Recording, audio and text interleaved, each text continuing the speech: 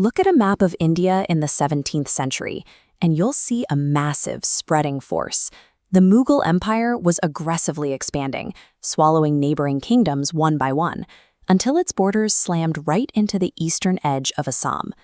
By 1671, that tension reached a breaking point.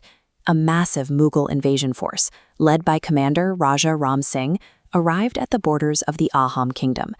This chart shows the estimated troop numbers for the conflict, and it reveals a stark reality. The Mughal army was orders of magnitude larger. If the Ahom defense force engaged them in a traditional land battle, they would be completely crushed by the sheer weight of numbers. The Ahom couldn't win a battle of attrition on land. To survive, they needed to force the war into a domain where the empire's massive numbers became a liability. This defense fell to the newly appointed commander of the Ahom army, Lachit Borphukan. Lachit was the son of a high-ranking minister within a sophisticated, centuries-old civilization.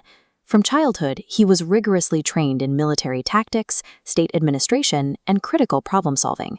His intellect was his primary weapon. Facing an empire that relied on overwhelming force, Lachit looked for a strategy that would punish the Mughals for the size of their own fleet. His first move was to abandon the land defense entirely. Instead, he forced the invaders onto the vast, turbulent waters of the Brahmaputra River. This map of the river geography shows exactly why. The Brahmaputra acts like a natural funnel at a place called Saraighat. When the massive Mughal armada entered this area, the tight riverbanks squeezed their sprawling fleet into a narrow, restricted channel. Inside that bottleneck, troop numbers meant very little. Smaller, agile Ahom warships, navigated by locals who knew every current and sandbar, easily outmaneuvered the trapped, clustered Mughal fleet.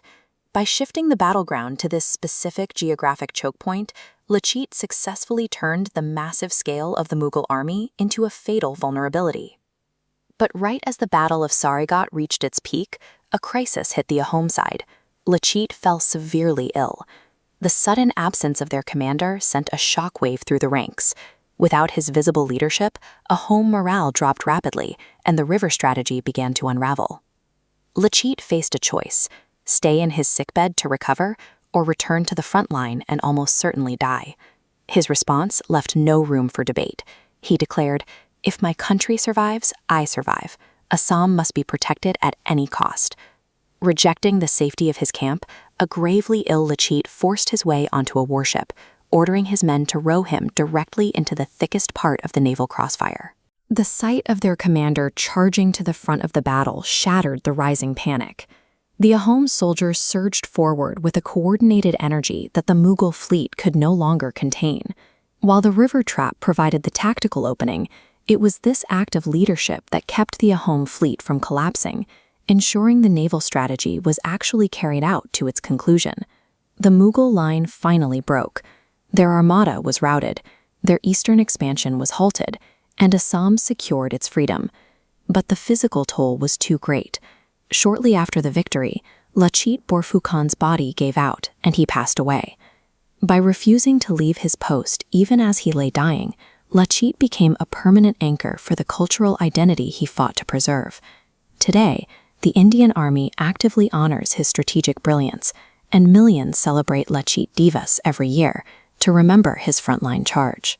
Lachit Borphukan's victory shows that strategic intellect and a unified purpose can dismantle even the largest empires in history.